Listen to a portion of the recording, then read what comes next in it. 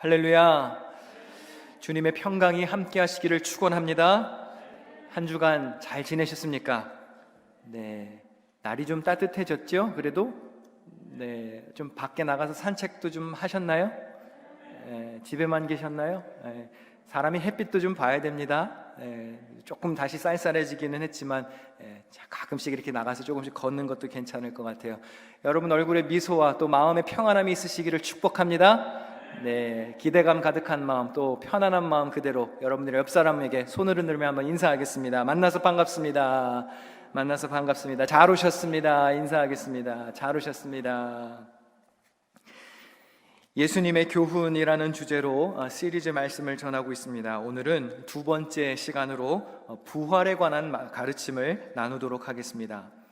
지난주 말씀에서는 바리새파 사람들이 예수님께 올무를 놓으려고 헤롯 사람들과 함께 손을 잡는 이야기를 살펴보았습니다. 세금에 관한 논쟁으로 예수님을 시험했지요. 예수님은 이들의 올무를 잘 빠져나가셨고 중요한 교훈을 우리에게 알려주셨습니다. 이 세상 모든 것은 다 하나님의 소유라는 것이지요. 우리의 모든 것은 다 하나님의 것입니다. 여러분의 삶도 우리의 시간도 우리의 소유물들도 결국에는 다 하나님의 소유입니다. 그 본문 바로 이어서 소개되는 오늘의 말씀에는 사두개파 사람들이 또 다른 시비를 걸어옵니다. 이번에는 부활에 관한 논쟁을 하게 됩니다. 지난주 바리새파 사람들의 세금 논쟁이 정치적인 이슈였다면 이 사두개파 사람들의 부활 논쟁은 신학적이고 또 교리적인 이슈였습니다. 이 당시 유대인들은 크게 대표적인 두 그룹이 있었습니다. 하나는 바리새파 사람들, 또 하나는 사두개파 사람들입니다. 주축이 되는 두 그룹입니다. 바리새인들은 말하자면 평신도 지도자들입니다. 민중들에게 말씀을 가르치고 율법을 해석하는 사람들이죠. 가장 크고 또 영향력이 있었던 사람들이었습니다. 쉽게 말해서 이들은 지식인이었습니다. 오늘날 현대인들이 궁금한 게 있으면 어디에 물어볼까요? 아시잖아요. 구글 하잖아요. 구글. 요리를 할 줄 모를 때는 구글에게 물어보면 되죠. 한국 사람들은 네이버 많이 쓰겠고, 또 뭐 궁금한 게 있으면 구글에 물어보고, 또 우리 학생들 시험이나 숙제 있으면 어디에 물어봐요? 다 구글을 설치하지요.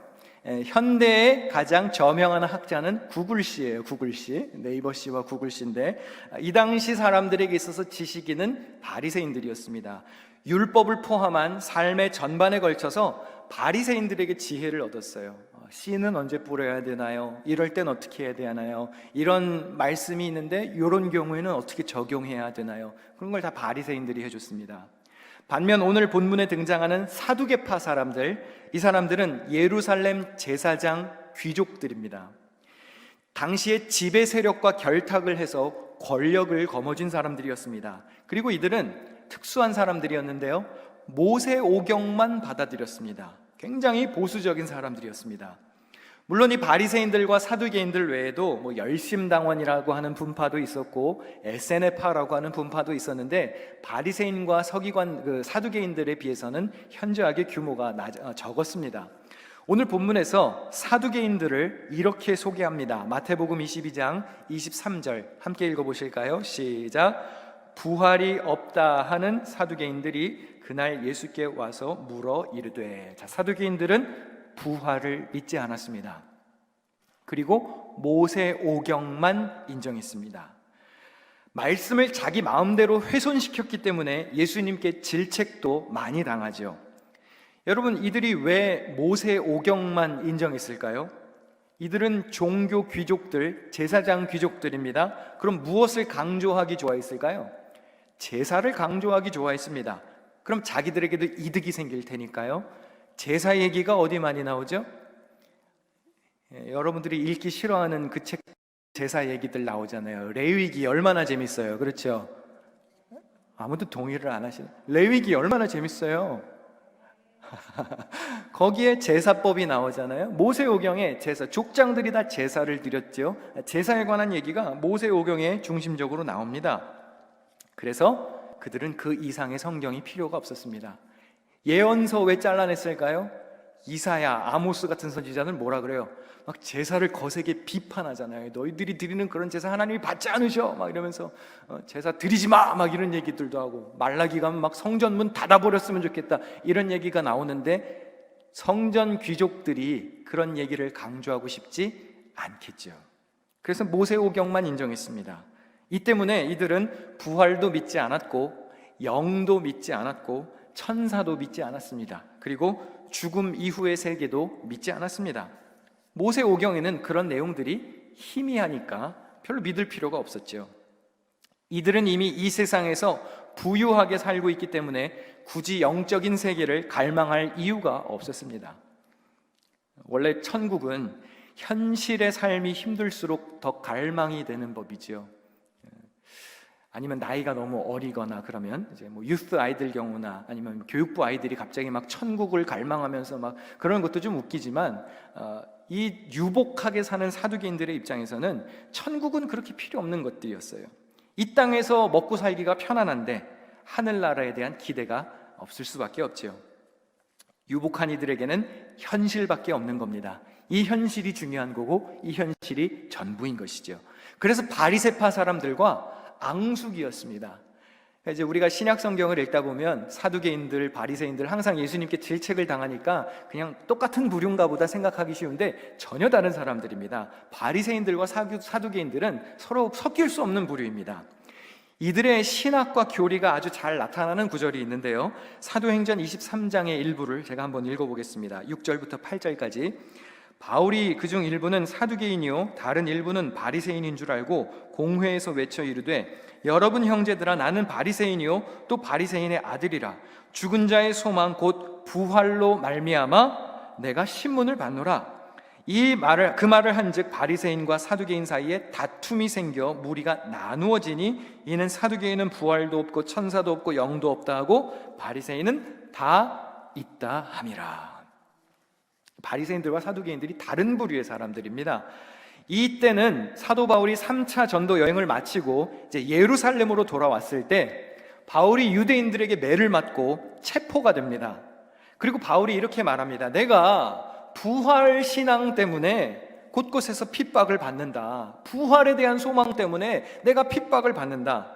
그런 말을 한마디 했더니 사두개인들과 바리새인들이 같이 바울을 신문하다가 부활 얘기가 나오니까 갑자기 둘로 나뉘었어요.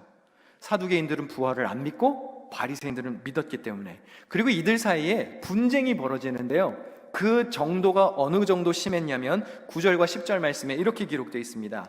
크게 떠들새 바리새인 편에서 몇 서기관이 일어나 다투고 이르되, 우리가 이 사람을 보니 악한 것이 없도다. 혹 영이나 혹 천사가 그에게 말하였으면 어찌하겠느냐 하여 큰 분쟁이 생기니, 천부장은 바울이 그들에게 찢겨질까 하여 군인을 명하여 내려가 무리 가운데서 빼앗아 가지고 영내로 들어가라 하니라. 바리새인들과 사두개인들이 부활이라는 교리 때문에 얼마나 격렬하게 논쟁을 했으면 군인이 이러다가 바울 죽겠는데? 그러고 피신을 시키는 거예요. 그러니까 신학적으로 교리적으로 얼마나 다른지를 잘 보여주는 본문이죠. 바리새인들은 진보적이었습니다. 계속 새로운 것을 받아들여서 민중들에게 해석해 주어야 하다 보니까 열려 있을 수밖에 없었어요. 반면에 사두개인들은 보수적이었습니다. 뭐 다 그런 것은 아니지만 대개 보면 이제 권력과 힘을 가진 사람들이 보수적인 경향으로 기울어지게 돼 있어요. 다 그런 것은 아닙니다. 가진 게 많은 사람들은, 누리는 게 많은 사람들은 변화를 싫어합니다. 왜냐하면 바뀌면 자기의 권력이나 자기의 힘이나 자기의 소유에 문제가 생길 수도 있기 때문에. 그래서 뭔가 바뀐다 그러면 예민해요. 내 거 뭐 뺏기는 거 아니야? 내 기득권이 뭔가 손해 보는 거 아니야? 여러분, 교회에서도 누가 변화를 제일 싫어할까요? 예? 교회에서도 누가 변화를 제일 싫어할까요? 목회자들이 제일 싫어해요. 그리고 중직들이 별로 안 좋아합니다. 이들이 바뀌지 않으면 교회도 바뀌지 않습니다. 사두개인들은 기득권 세력입니다. 이들이 예수님께 다가왔습니다. 그리고 아주 복잡한 질문으로 예수님을 곤란하게 합니다. 오늘 본문 말씀을 좀 쉽게 번역된 새 번역으로 한번 읽어보겠습니다. 선생님, 모세가 말하기를 어떤 사람이 자식이 없이 죽으면 그 동생이 형수에게 장가들어서 그 후사를 세워주어야 한다 하였습니다. 그런데 우리 이웃에 7 형제가 있었습니다. 마지가 장가를 들었다가 자식이 없이 죽음으로 아내를 그의 동생에게 남겨놓았습니다. 둘째도 셋째도 그렇게 해서 7이 다 그렇게 하기에 이르렀습니다. 맨 나중에는 그 여자도 죽었습니다. 그러니 부활 때에 그 여자는 누구의 아내가 되겠습니까? 7이 모두 그 여자를 아내로 맞아들였으니 말입니다. 자, 이런 질문, 제가 질문 한번 드려볼게요. 이게 진짜로 궁금해서 물어보는 걸까요? 진짜로 누구 아내가 되는 건지 그 답이 궁금해서 물어보는 걸까요? 제가 이제 자주 말씀드려서 이제 감이 생기셨겠지만 이건 진짜로 궁금해서 물어보는 게 아니겠죠. 다른 의도가 있는 것이겠죠. 예수님을 시험하려고 묻는 것이겠죠. 지난주에 바리새인들이 헤롯 당원들과 합세해가지고 가이사에게 세금을 바치는 것이 옳습니까? 옳지 않습니까? 물어봤죠. 그거 진짜로 궁금해서 물어본 거 아니잖아요. 오늘도 마찬가지예요. 사두개인들이 누구의 아내가 되는 겁니까? 부활하게 되면?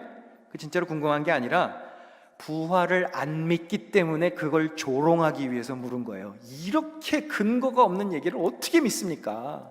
이런 말도 안 되는 픽션을 어떻게 믿습니까? 그래서 조롱하는 태도로 질문하는 거예요. 부활, 그런 터무니없는 걸 어떻게 믿을 수 있나요? 사두개인들이 질문한 것은 율법에 근거한 질문이었습니다. 신명기 25장 5절 6절에 이러한 율법 조항이 있습니다. 좀 길지만 같이 읽어보실까요? 시작. 형제들이 함께 살다가 그 가운데 한 사람이 아들이 없이 죽었을 때에 그 죽은 사람의 아내는 딴 집안의 남자와 결혼하지 못합니다.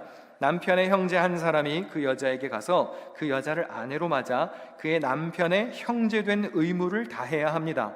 그래서 그 여자가 낳은 첫 아들은 죽은 형제의 이름을 이어받게 하여 이스라엘 가운데서 그 이름이 끊어지지 않게 해야 합니다. 이것이 이 당시의 법이었습니다. 고대 시대에는 자녀는 재산과 같은 겁니다. 형이 자녀 없이 죽으면 동생이 형수와 동침을 해서 자녀를 낳아 주어야 했어요. 그래서 그 아이는 누구의 아이가 되느냐? 죽은 형의 아이가 되는 거예요. 그래서 그 가문이 끊어지지 않게끔, 과거에는 자녀가 없으면 그냥 가문이 끊어지는 거잖아요. 그래서 아들을 낳아서 가문이 이어져 내려가게끔 해주는 것이 형제의 의무였습니다. 이것을 어려운 말로 수혼제라고 그러고 계대 결혼이라고 그래요. 지금 우리의 입장으로, 우리의 생각으로 이해하기에는 도무지 말이 안 되는 소리 같지만 과거에는 그랬습니다. 구약시대에는 아버지나 남편이나 아들, 이 세 부류의 남자들의 보호를 받지 않으면 생존하기가 어려운 시대였습니다. 그런데 아버지도 없고 남편도 죽었고 아들도 없다? 그러면 생존하기가 어려운 현실인 것이죠. 사두개파 사람들이 이 율법 조항에 근거를 해서 아주 극단적인 상황을 가정합니다. 7 형제가 있었는데 첫째부터 막내까지 다 자식 없이 죽습니다. 그럼 이 형수는 누구의 와이프가 되는 겁니까? 7명의 형제들하고 다 결혼해서 살았는데 누구의 아내가 되는 겁니까? 이건 부활을 믿기 때문에 물어본 것이 아니라 부활의 어리석음을 드러내기 위해서 만들어낸 질문이에요. 이렇게 비논리적인 부활을 우리가 어떻게 믿을 수 있냐는 조롱 섞인 질문인 것입니다. 가끔 우리가 이제 사람들하고 만나서 대화를 하다 보면, 혹은 이렇게 어떤 모임에서 회의를 하다 보면 꼭 이런 식으로 얘기하는 사람들이 있어요. 그런 사람들이 있죠. 거의 일어날 가능성이 없는 최악의 케이스 항상 얘기하는 사람들 있잖아요. 뭐 좀 하자고 그러면 이렇게 되면 어떡해? 그런 사람들. 꼭 일어날 가능성이 1%도 없는 막 그런 상황을 설정해가지고 그럼 부정적인 견해를 제시하는 사람들이 꼭 있습니다. 여러분들 주변에도 친구들 중에 있을지 몰라요. 뭐 좋은 일 좀 하자 그러면 이러면 어떡해? 뭐 어디 좀 놀러 가자 그러면 뭐 벼락 맞으면 어떡해? 뭐 그 집이 불타서 없어지면 어떡해? 이런 사람들 꼭 있잖아요. 그런 얘기들을 들으면은 저는 마치 잠언에서 이렇게 말하는 사람들이 떠올라요. 잠언 22장 13절 같이 한번 읽어보실까요? 시작. 게으른 사람은 핑계대기를 바깥에 사자가 있다, 거리에 나가면 찢겨 죽는다 한다. 이런 길 가다가 사자 만날 확률이 있나요, 없나요? 있지요. 뭐 있기야 있겠죠. 그렇죠. 뭐 동물원에서 뭐 저기 브랑스 수에서 사자가 탈출했을 수도 있고, 뭐 센트럴 파크 수는 사자가 없나요 혹시?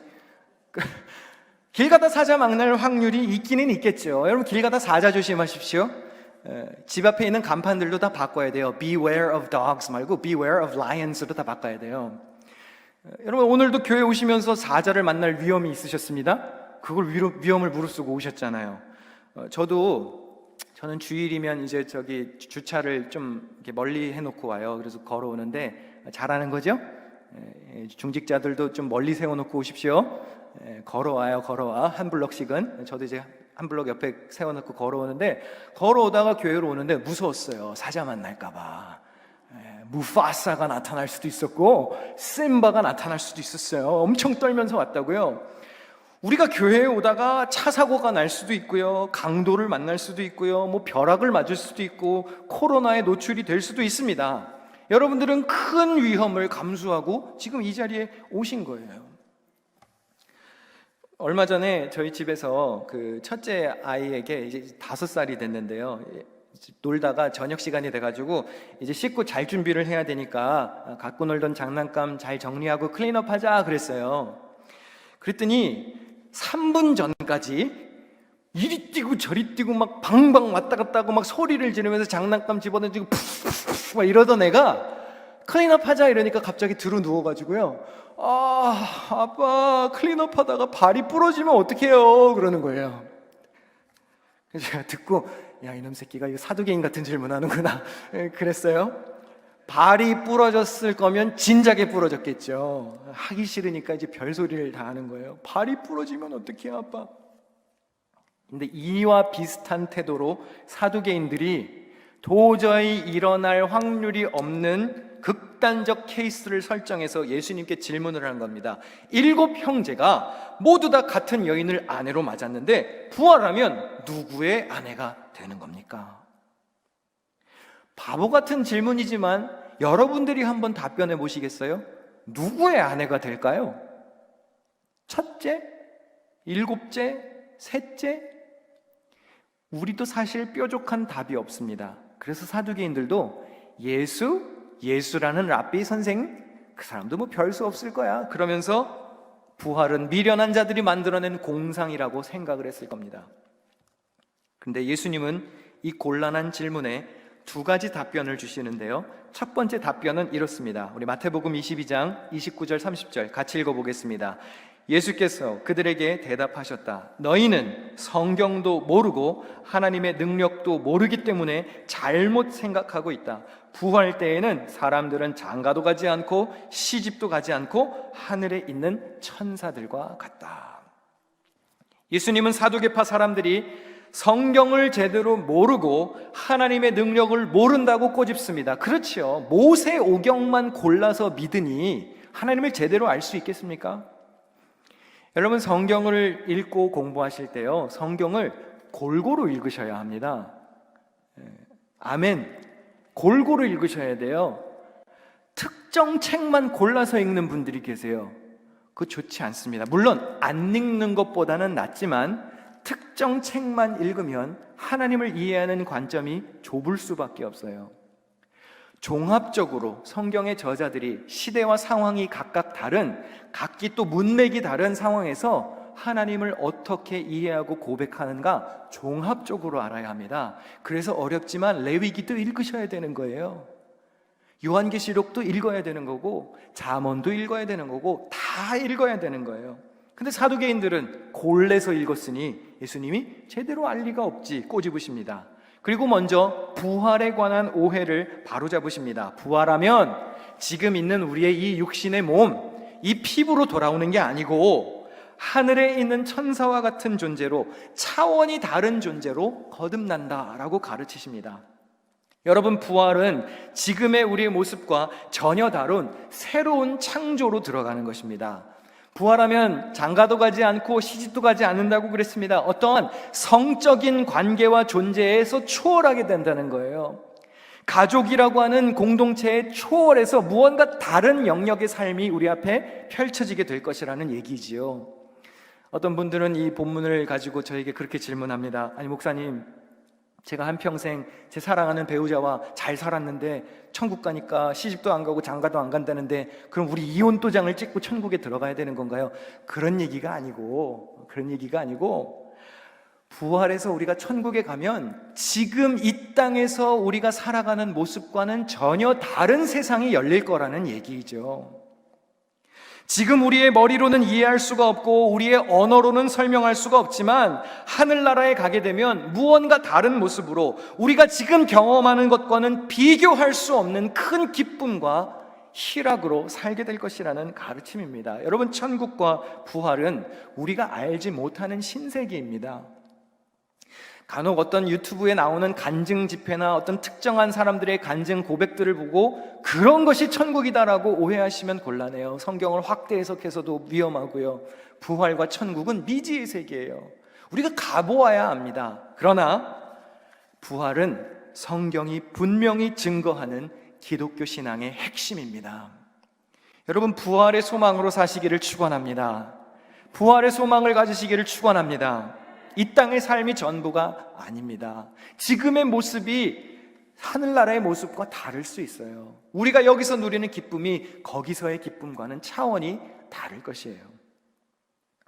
예수님이 사두개인들의 질문에 두 번째로 지적하신 것은 그들의 성경 해석입니다. 모세오경만 놓고 성경을 해석하니 해석도 이상할 수밖에 없겠죠.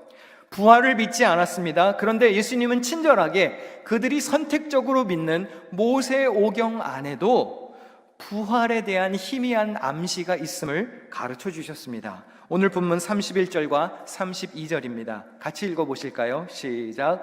죽은 사람들의 부활을 두고 말하면서 너희는 아직도 하나님께서 너희에게 하신 말씀을 읽어보지 못하였느냐?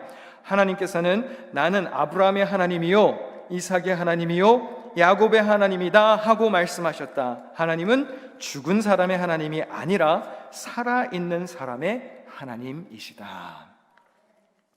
예수님은 출애굽기 말씀을 인용하십니다. 그러면서 말씀하시는 거예요. 사두개인들아, 성경에 이렇게 기록되어 있지 않다. 하나님이 아브라함의 하나님이었고 이삭의 하나님이셨고 야곱의 하나님이셨다. 그렇게 말씀하시지 않았다. 이미 이 모세 시대에는요, 아브라함, 이삭, 야곱이 죽은 지 수백 년이 지난 후입니다. 그런데 성경에 뭐라고 기록되어 있나요? 하나님이 나는 아브라함의 하나님이고 이삭의 하나님이고 야곱의 하나님이다 라고 고백하셨다. 그 말은 이들이 지금 육신은 죽어서 사라졌는지 모르지만 하나님의 곁에 여전히 살아있다는 의미예요. 하나님의 임재 앞에 부활하여 생존해 있음을, 살아있음을 가르쳐주고 있는 암시라는 가르침을 예수님이 하십니다. 과거형이 아니라 그래서 현재 진행형으로 주님이 말씀하신 거예요. 그러면서 예수님이 부활에 대한 결론을 짓습니다. 결론 짓습니다. 하나님은 죽은 자의 하나님이 아니고 살아있는 자의 하나님이라는 메시지를 주십니다. 한번 따라서 해보실까요? 살아있는 자의 하나님. 한 번 더, 살아있는 자의 하나님. 여러분, 우리 하나님은 살아계시고 살아있는 자의 하나님이십니다. 믿으십니까? 여러분의 신앙 고백이 되시기를 바랍니다. 하나님은 살아계시고 지금도 살아있는 자들의 하나님이십니다. 오늘 이 시간 우리의 신앙을 한번 돌아보기를 원합니다. 세상살이가 버겁고 혼란스러운 시기를 지나가고 있기 때문에 삶이 현실이 어렵다 보면 죽어 계신 하나님을 믿는 것 같은 때가 있어요. 죽은 자들의 하나님을 따르는 것 같은 느낌이 들 때가 있습니다. 여러분은 부활과 하나님의 나라에 대한 분명한 믿음을 갖고 계십니까?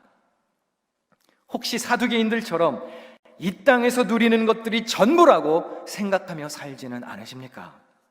지금 내가 바라보고 있는 세상, 지금 내가 경험하고 있는 이 물질적인 세상이 전부라고 생각하며 살지는 않으십니까? 하나님을 믿는다고 하면서 교회 와서 예배도 드리고 직분도 받고 성경도 읽고 하나님의 말씀을 배우기도 하지만 사두개인들처럼 부활과 영생, 그건 좀 공상이지, 그건 좀 허무맹랑한 소리지, 그러면서 살지는 않으십니까? 여러분, 우리가 이 땅에서 살아가는 시간은 유한합니다. 우리가 여기서 누리는 만족은 일시적입니다. 여기 젊은 청년들은 아마 살아갈 날이 훨씬 더 많을 거기 때문에 부활과 천국에 대한 소망이 좀 어른들보다는 약할 수 있죠. 아직 시집장가도 가야 하고 직장도 얻어야 하고 가정도 꾸려야 하고 살 날이 많기 때문에 부활과 영생은 좀 먼 얘기였으면 좋겠는 게 있을 수 있어요. 그러나 여기 계신 분들 젊거나 나이가 많거나 상관없습니다. 우리의 삶은 언젠간 곧 끝납니다. 여기서 경험하는 행복이 전부가 아닙니다. 하나님을 아버지라 고백하고 예수 그리스도를 통해 구원을 얻은 하나님의 자녀 하늘 백성들은 영원한 하늘나라의 기쁨을 누릴 것을 믿고 살아야 하는 겁니다. 여기서의 것들은 일시적인 거예요. 이 지상에 있는 것들이 내 삶의 궁극적인 목표가 되어서는 안 됩니다.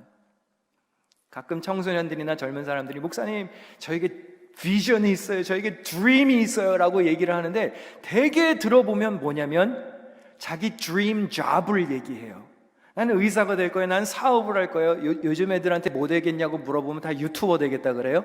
유튜버가 신흥 직장입니다 여러분. 유튜브에 희망이 있습니다. 유튜버 되겠다는 아이들이 많아요 요즘 가진 아이들 중에. 근데 대부분 비전이 있어요 목사님, 저에게 꿈이 생겼어요 그러면은 희망하는 직업을 얘기할 때가 있어요. 물론 그것도 있어야 합니다. 희망하는 직업도 있어야죠. 그런데 대부분 내 dream job, 나의 dream car, my dream house, 그게 비전이라고 착각하면서 살 때가 있습니다. 여러분, 그런 것들이 여러분들의 궁극적인 비전이라면 그 인생은 연기처럼 사라지고 말 것입니다. 우리에게 주어진 시간은 언젠간 끝납니다. 여러분들이 생각하는 그 dream job을 가져서 어떻게 하나님 마음에 합한 삶을 살 건지가 중요한 거예요. 그게 비전입니다. 일시적인 드림 잡을 얻고 어떻게 하나님 마음에 합한 삶을 살아갈 것인가에 대한 인생 플랜이 있어야죠. 우리가 언젠가는 하나님 앞에 갑니다. 그런데 갈 때 여기서 이루어 놓은 것들을 가지고 가고 싶어서 발버둥을 친다면 그것은 어리석은 삶이 될 것입니다. 한 찬송가의 가사에서 그런 고백을 하지요. 밝고도 거룩한 천국에 거룩한 백성들 거기서 영원히 살겠네. 거기서 여기 말고 거기서 기쁘고 즐거운 집에서 거기서 영원히 영광에 살겠네. Not over here but over there. 거기에 우리의 집이 있습니다. 거기에 영원한 안식처가 있습니다. 여러분 집이 Little Neck에 있을 수도 있고 베이사이드 플러싱에 어디 Great Neck에 있을 수도 있지만 우리가 궁극적으로 가야 할 하늘의 집이 있음을 기억해야 합니다. Over there, 거기서 기쁘고 즐거운 집에서 영원히 영광에 살겠네. 영원한 하늘나라, 영원한 기쁨이 있음을 믿어야 합니다. 여러분 부활의 소망을 가지고 사시기를 축원합니다. 여러분이 하늘 백성이 되었음을 확신하며 오늘도 우리에게 주어진 이 땅의 삶을 최선을 다해 살아야 합니다.